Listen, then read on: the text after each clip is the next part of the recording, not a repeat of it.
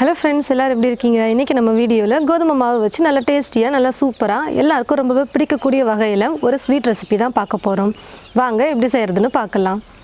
100 gram கோதுமை மாவு எடுத்திருக்கேன். ஒரு சிட்டிகை அளவுக்கு உப்பு சேர்த்துக்கிறேன். நெய் அரை ஸ்பூன் சேர்த்துக்கிறேன். கொஞ்சமாக தண்ணி சேர்த்து நம்ம சப்பாத்திக்கு மாவு எப்படி பிசையுமோ அது போல் பிசைஞ்சிக்கலாம்.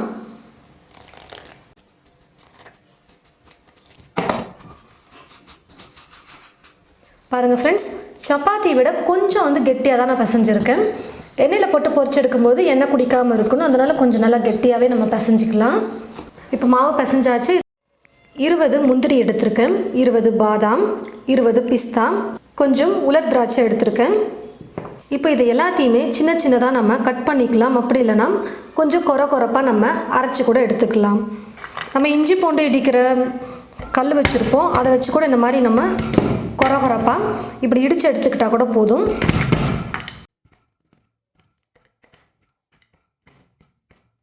பாருங்கள் ஃப்ரெண்ட்ஸ், ஒன்றும் பாதியமாக இது போல் எல்லாத்தையும் எடுத்திருந்த பாதாம் பிஸ்தா முந்திரி எல்லாத்தையும் சின்ன சின்னதாக கட் பண்ணிக்கோங்க. அப்படி இல்லைனா மிக்சியில் போட்டு அரைக்கிறதோ இல்லை இந்த மாதிரி இடித்து கூட எடுத்து வச்சுக்கோங்க.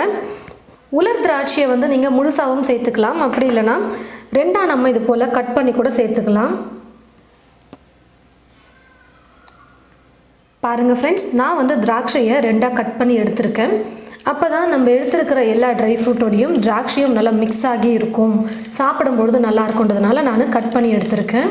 ஸ்டவ்வை பற்ற வச்சுட்டு ஸ்டவ் மேலே ஒரு குட்டி பேன் வச்சுருக்கேன். அதில் 1 ஸ்பூன் அளவுக்கு நெய் சேர்த்துக்கிறேன். நம்ம எடுத்துருக்கிற ட்ரை ஃப்ரூட்ஸை இதில் போட்டு ஸ்டவ்வை மீடியம் ஃப்ளேமில் வச்சுட்டு 1 நிமிஷம் நல்லா வறுத்தா போதும்.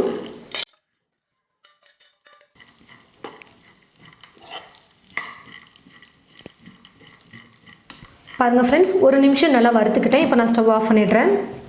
ஸ்டவ்வை பற்ற வச்சுட்டு ஸ்டவ் மேலே ஒரு பாத்திரம் வச்சுருக்கேன். இப்போ இதில் 1 கப் அளவுக்கு சர்க்கரை சேர்க்க போகிறேன். அதாவது 100 கிராம் அளவு சர்க்கரை சேர்த்துக்கிறேன்.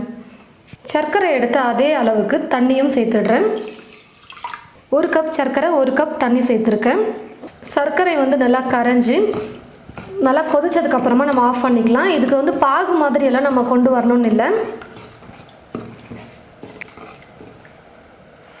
பாருங்கள் ஃப்ரெண்ட்ஸ், சர்க்கரை நல்லா கரைஞ்சி நல்லா கொதிக்குது. நம்ம பாகு கையில் தண்ணி தொட்டுக்கிட்டு தொடும் பொழுது கொஞ்சம் லைட்டாக பிசு பிசுன்னு ஒட்டணும், அந்த அளவுக்கு இருந்ததுன்னா போதும். இப்போ நான் ஸ்டவ் ஆஃப் பண்ணிக்கிறேன்.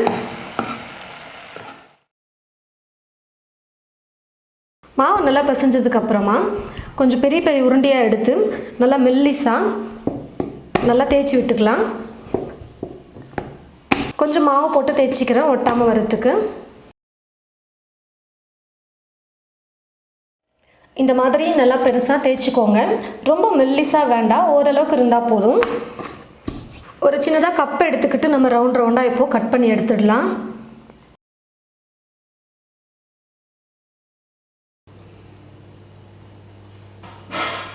பாருங்கள் ஃப்ரெண்ட்ஸ், இந்த மாதிரி ரவுண்டாக எடுத்துக்கோங்க. இப்போ இதுக்குள்ளே எடுத்துருக்கிற ட்ரை ஃப்ரூட்ஸை வச்சுட்டு நம்ம மடித்து விட்டுடலாம்.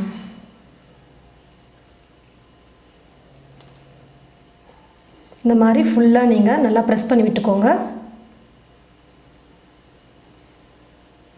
இது போல் எல்லாத்தையுமே நம்ம ரெடி பண்ணி வச்சுக்கலாம். கடாயில் எண்ணெய் ஊற்றி வச்சுட்டேன். எண்ணெய் நல்லா சூடேறிடுச்சு. பொரிக்கிற அளவுக்கு எண்ணெய் சூடேறினதுக்கப்புறமா ஸ்டவ் மீடியம் ஃப்ளேமில் வச்சுக்கோங்க. மீடியம் ஃப்ளேமில் வச்சுட்டு நம்ம ரெடி பண்ணி வச்சுருக்கிறத எடுத்து எண்ணெயில் போட்டு பொரிச்சு எடுத்துக்கலாம்.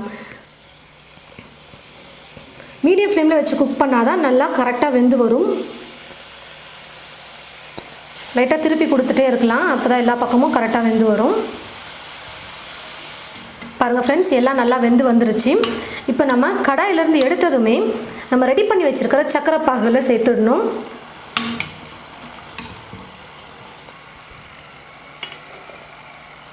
பாகில் நல்லா ஊறணும். ஒரு 5 நிமிஷத்துக்கு அப்படியே நம்ம விட்டுடலாம். அப்பப்போ திருப்பி கொடுத்தோம்னா எல்லா பக்கமும் நல்லா ஸ்வீட் உள்ளே இறங்கி வரும்.